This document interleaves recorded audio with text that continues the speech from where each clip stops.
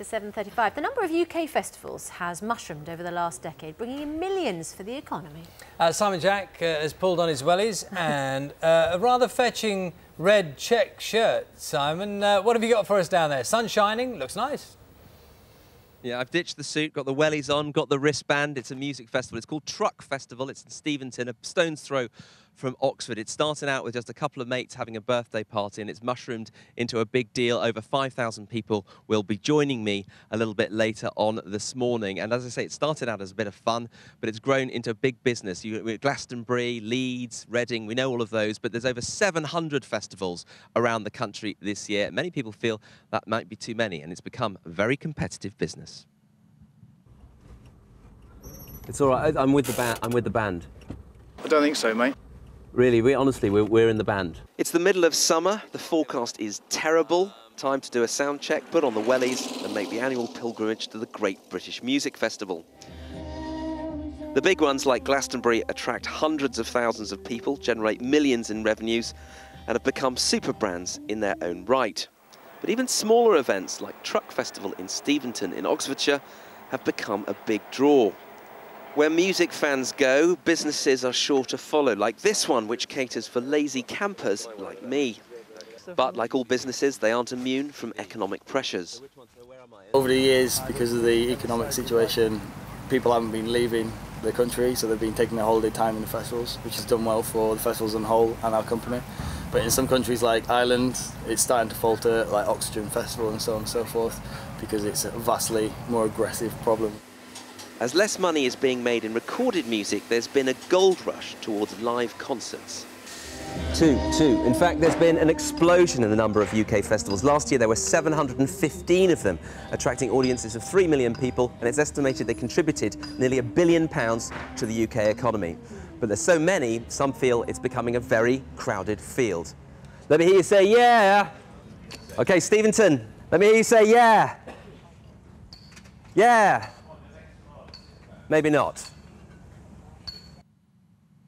Not much of an audience for my talents, sadly. Well, the person who is wearing the suit this morning is Michael Oller from Mintel. He's an industry expert in this area, and it has been an explosion in the number of festivals. The question is, are there now too many? What are the issues facing this industry?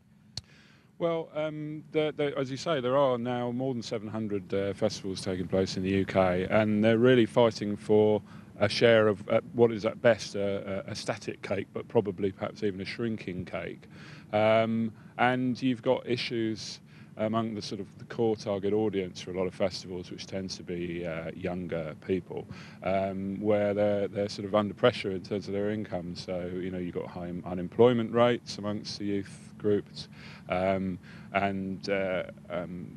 that, you know, there are obviously prices are going up for food, for drink, and so on. And then you've got the things like tuition fees coming in next year as well. So their sort of longer term confidence is waning as well. Yeah, because live music has been seen as the new gold mine, hasn't it? Because money's dried up in the recorded music industry. But do you think that looking forward now that sort of the gold rush, if you like, the mine, is sort of becoming empty?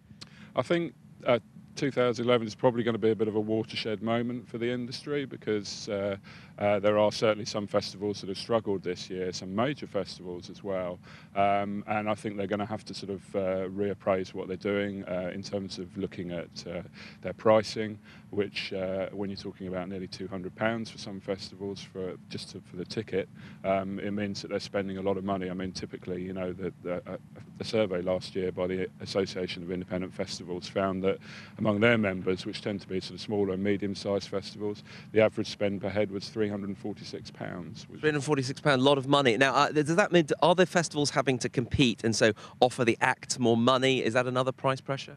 I think there are issues there, yeah, certainly. I mean, some festivals are trying to gain exclusivity on certain artists, because if you look at the lineup for some of the festivals this year, you could argue that there are certain acts where you could see probably at 7 or 8 different festivals. So exclusivity is certainly becoming more important, and that has a cost. Okay, so a watershed moment for the industry. Michael, thanks very much indeed. As I say, we're going to be talking to some performers a little bit later on who make money from, there's T-shirts, there's people who make burgers. We saw the guy in the videotape there who has the tent business. So lots of people sort of parasitic, if you like, on these festivals. But with over 700, the question is, 100 quid, for example, for a 3-day pass here, which is quite a lot of money for many, as particularly for the younger audience they're targeting. But more from me a little bit later. I'm going to get back on that stage. He loves it. We can't keep you away from it. It's an empty stage. You can't resist it. We're lucky even to have him on the programme. He wants to be rocking out. Simon, thanks very much. Thanks, Simon, very much.